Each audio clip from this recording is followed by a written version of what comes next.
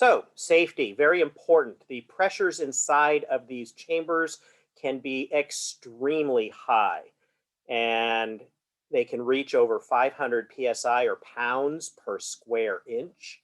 That's what psi stands for. So, you should always wear safety glasses. Your general reading glasses are not sufficient in most cases, but you'll see people violating safety regulations in the videos on YouTube. No surprise there. So, this is my little disclaimer. You should be wearing proper safety glasses. Um, and when I say safety glasses, I mean ballistic safety glasses, things that you would use um, that are ballistic rated, things that you would use it in a machine shop with grinders and other things that can become projectiles, because the chambers, if they're properly designed and properly used, are extremely safe, but things fail. And if anything fails, you have something exploding outward. I've had leaf parts explode outward that flew up and smacked the ceiling in a very large, high ceiling room, 8 feet above my head. And I'm not saying 8 foot ceiling, that's a normal house ceiling, 8 feet above my head. So um, it can happen. And even though it was just a piece of the leaf that shot up and hit the ceiling, it had that hit somebody in the eye, that could have been very serious. So wear your glasses. There is a reason they call these things bombs. So, what about these measurements? There are uh, three major or common ways of measuring pressure. One is a bar, or you might hear millibars. Bars are a measure of pressure. You might hear PSI, or pounds per square inch, and you might hear pascals, or in this case, megapascals. Pascals are another measurement. And when you're dealing with other types of pressures that deal with weather, you might also hear about something called millimeters of mercury. And it literally is using the liquid metal mercury as a measure. And it looks kind of like a thermometer, but it's called a barometer. We don't use those in pressure bombs, millimeters of mercury. It's not in the right range and sensitivity um, range that is appropriate for these high pressures. But PSI, bars, and pascals or megapascals are very useful. And there are very easy conversions. Uh, 1 bar is equal to 14.5 psi. So if you need to report it in one way or another, it's exactly the same as the metric conversions that we've already done. And you can use this conversion to go from bars to psi, or psi to bars. And 10 bars is equivalent to 1 megapascal.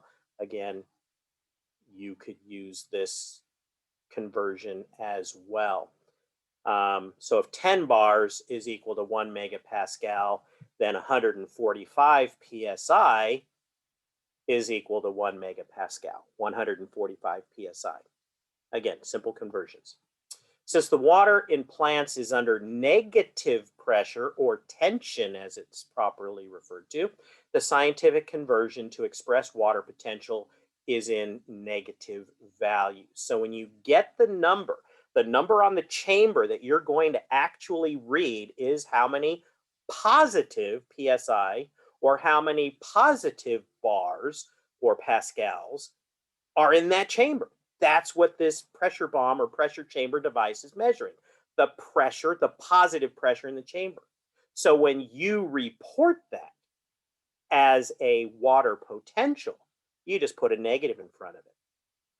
So if I have a measurement of 13 in my chamber, I write it as negative 13. So another important concept, the smaller the number, the less stress. And when you see this actually occurring, it will make some sense. The large number is more stress.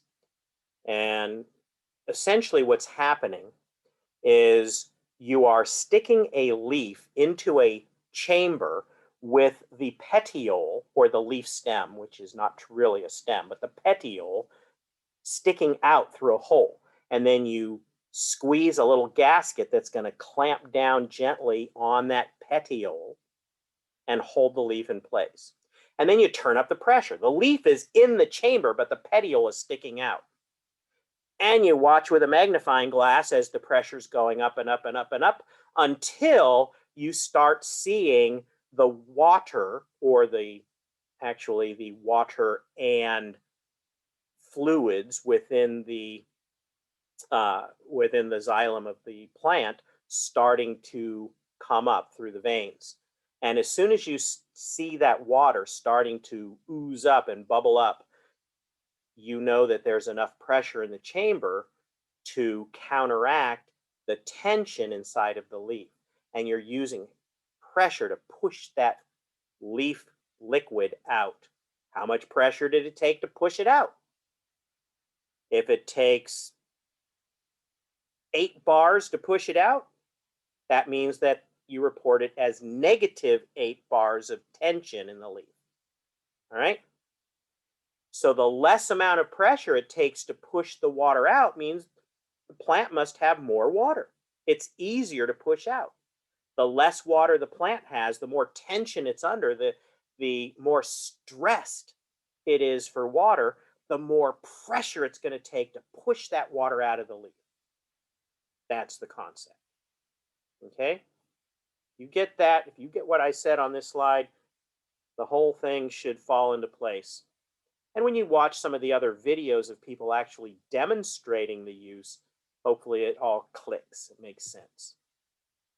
So here's a diagram that shows how it works. You take your leaf, you have a leaf that has water inside the petiole, or sometimes called the leaf stem, which it's not a stem, but that water's under tension there, and you cut the leaf off.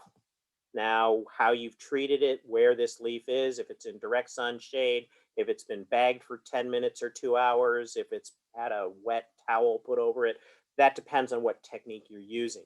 We're not going into that on this slide, but this leaf has been properly treated.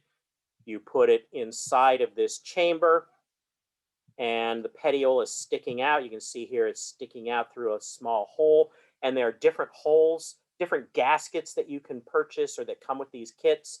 Some of them are flat, like doing corn leaves. There would be a flat gasket that would be smashed sideways, and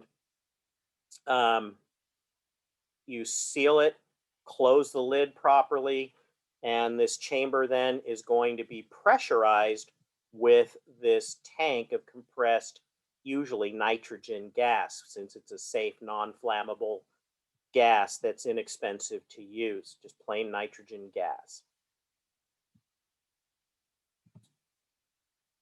So the water column in the plant is always under tension.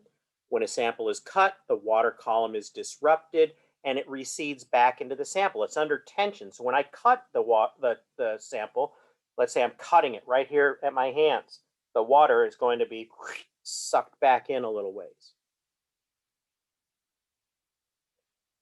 And that's okay. That's normal. The sample is then placed into the chamber with the cut surface protruding out. Pressure is increased slowly at a rate of about 1/2 bar per second. And there's a pressure rate meter, there's a pressure meter, or a flow rate meter. So you can monitor not only how the pressure is going up, but the rate at which it's going up. Some are fancier than others, but it's really relatively simple to get used to how to read these gauges on the pressure bomb or pressure chamber that you have. And you just slowly increase it. And as soon as you see that water that has receded back into the petiole a little bit, as soon as you see it come to the surface and start coming out, you have now reached that point where the pressure in the chamber is equal to the tension, or at least the opposite of the tension. So the positive pressure is equal to the negative tension. And you also can take that little pressure uh, gauge and go back the other way, start to drop it slowly and see if the water pulls back, it recedes back into the petiole. That's the confirmation. When you get really good at it and you're able to do this, you gradually ramp the pressure up. And actually, I've seen people they do it. They bring the pressure up really quick at first because they know where their target's going to be because they got so many uh, samples of experience, years of experience. So they go up really quickly till they get near. Then they slow it way down to the half bar per second. The water starts coming up. They look at the gauge to see what the reading is. Then they bring the pressure down just a little bit and see if that water starts to suck back in.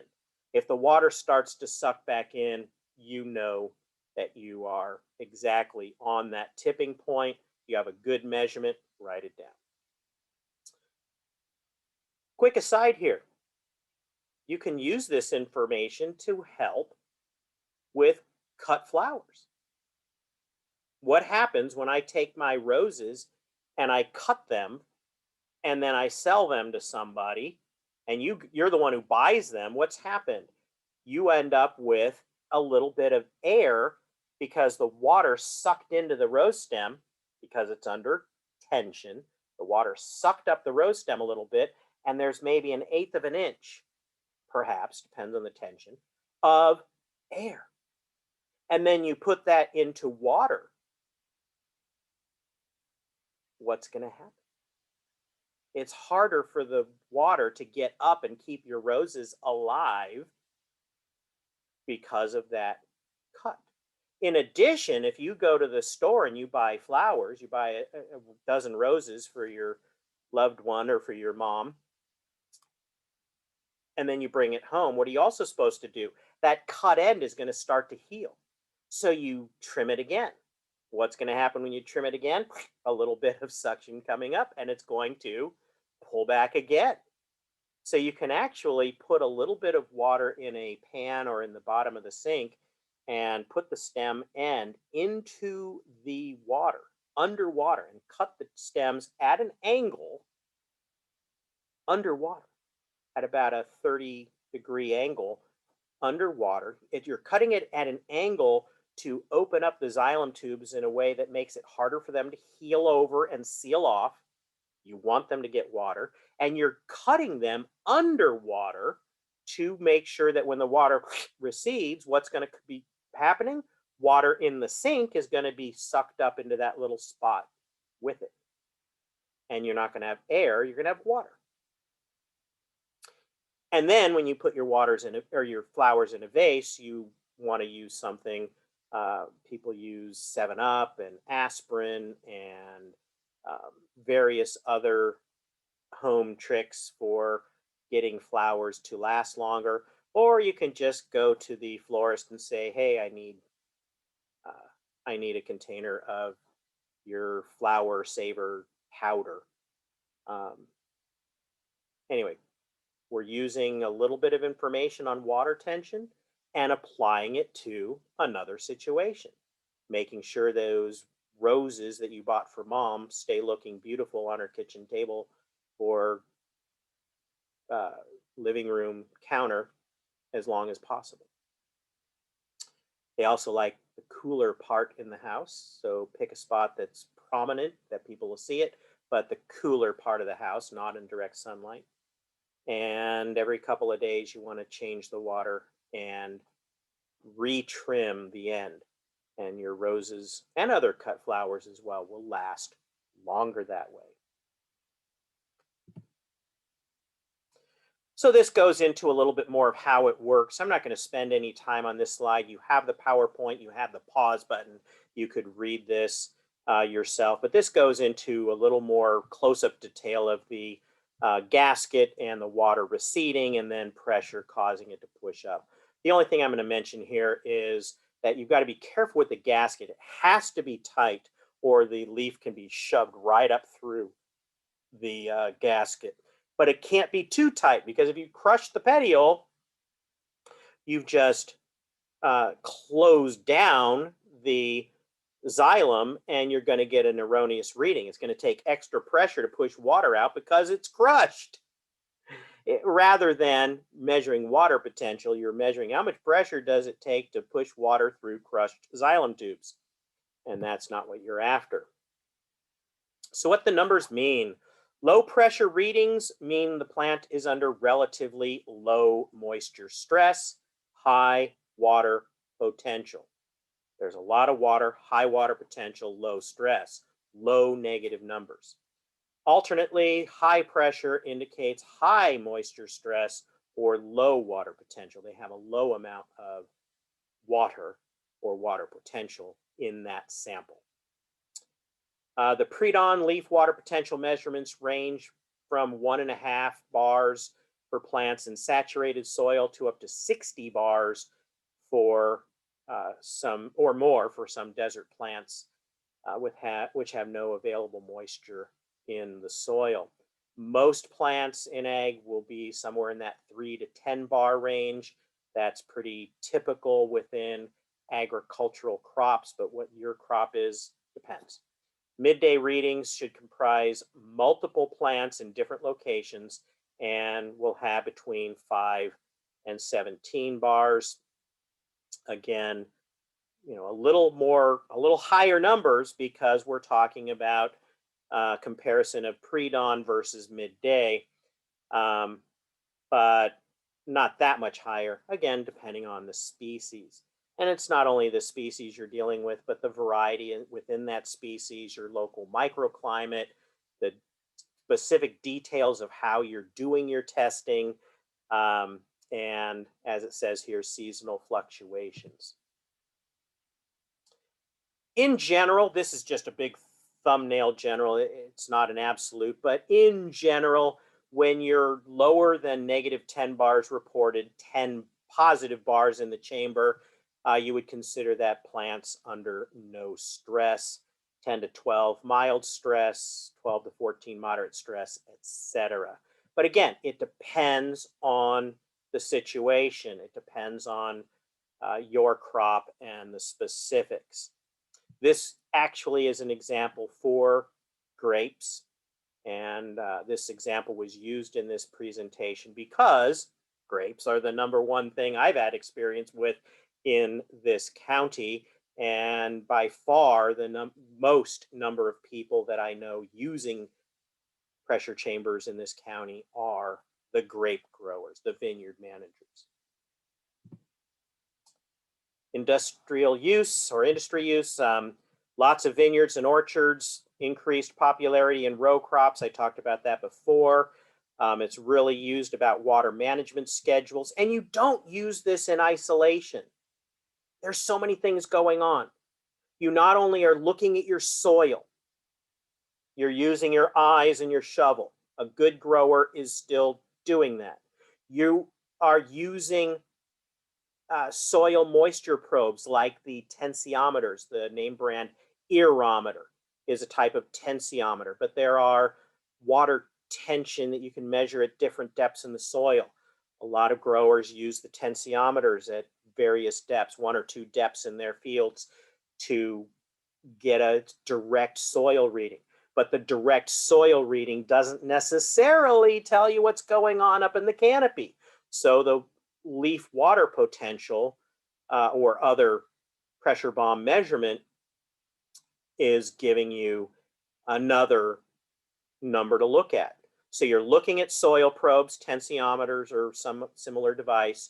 You're looking at your eyes and fingers. You're looking at the pressure bomb readings. You're looking at evapotranspiration rates and the weather data that you are getting either on your site with your own weather station or using the California Irrigation California Irrigation Management Information System, CIMMYS, and you're gathering that data and you put it all together.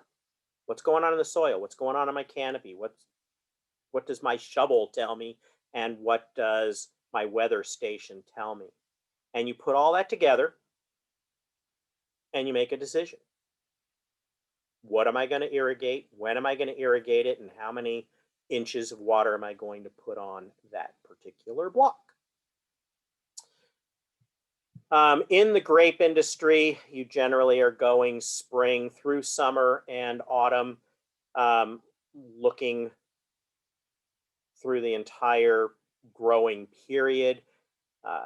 You're not doing it over the winter. There are no leaves in the winter. Measurements typically done just prior to irrigation and 1 to 2 days after irrigation, just prior, to make sure that these other three numbers are confirmed with your water stress or water potential numbers. You're confirming what you're expecting to do and making a final decision in terms of how long to run your irrigation system. How many inches of water are you going to apply? So specifics depends on your situation. In general, each block, each irrigation unit would get 5 to 10 samples. Again, depending on your process.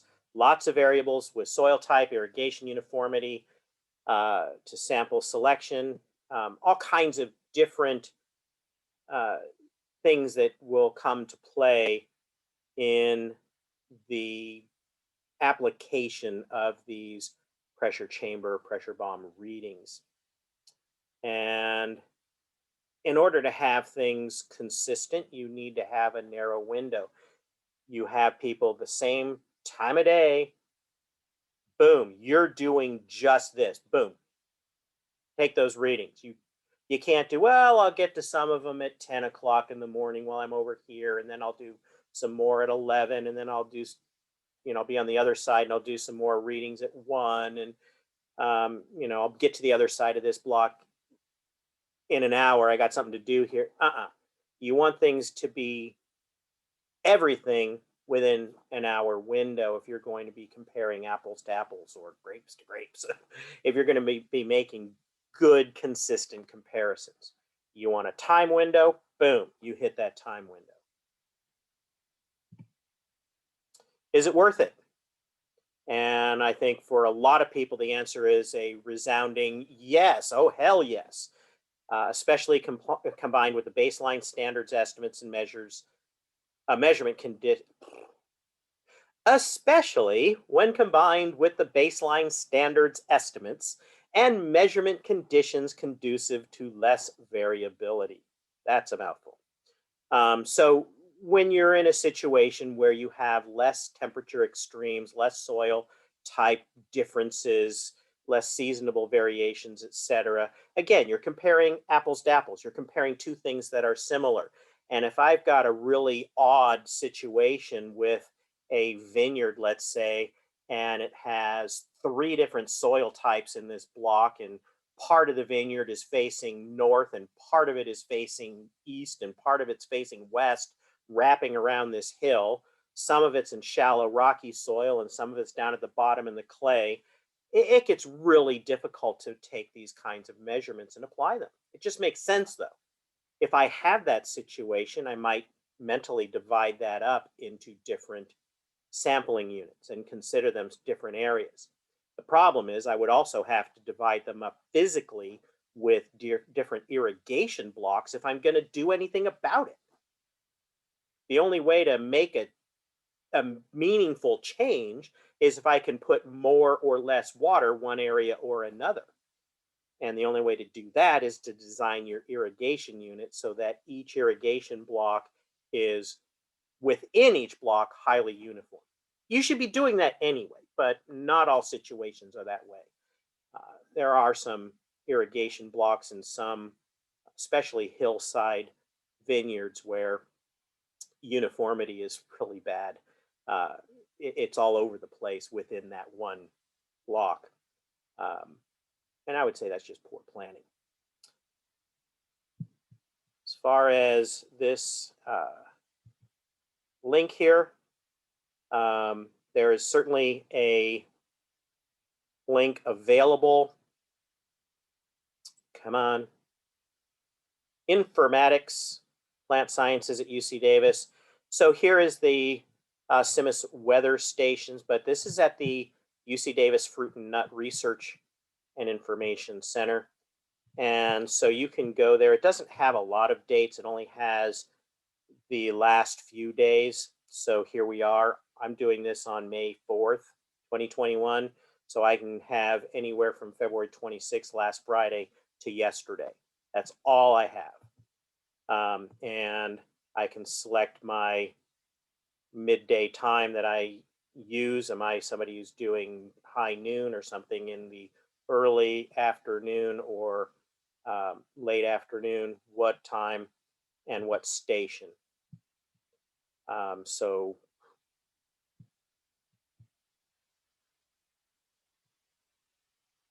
where did it go? You need to know your station numbers. There it is, King City. That's what I was looking for. So there's the King City station, a place near grape growing country. And I'm going to do noon. Let's do an update. What happened on Sunday, 2/28 at the King City station? And here's a report for almonds, walnuts, and 2 different values for grapes based on stem water and leaf water potential numbers. Pretty straightforward. You can get the data directly estimated from this website. But again, that just gives you regional information based on mathematical calculations. It's not giving you what's going on in your actual canopy of your grapes or almonds or whatever. Okay. So it's useful. It can be very helpful to have these numbers. You can compare that to what you're getting in your crops, or you can use this so you don't have to do your own measurements just to get some rough data and see how it correlates with your information. But it is a very useful site, but it's only for the last, what was it, 6 or 7 days. And so you've got to keep on this. If you're going to gather the data, you have to keep on it. And there is no CIMMYS tools like downloading this directly in a comma separated values file or an XML file or something. You would have to do a copy and paste or something, but it's not that much data. And you know, you're not doing almonds, walnuts, and 2 different types of grape measurements. You're going to basically pick one number. That's all you have to worry about. I'm doing grape stem water potential in my vineyards, and I always do it with the high noon, so I have to write down one number. The rest of this is not that important. Maybe I want my temperature and relative humidity. I would record that, but you're not having to copy the whole table. All right. So that is the UC Davis Fruit and Nut Center site. Here's just a screen capture of that using the weather station data from CIMMYS to calculate stem water or leaf water potential numbers without actually physically taking the measurements. And that's it. That is the introduction to the pressure bomb.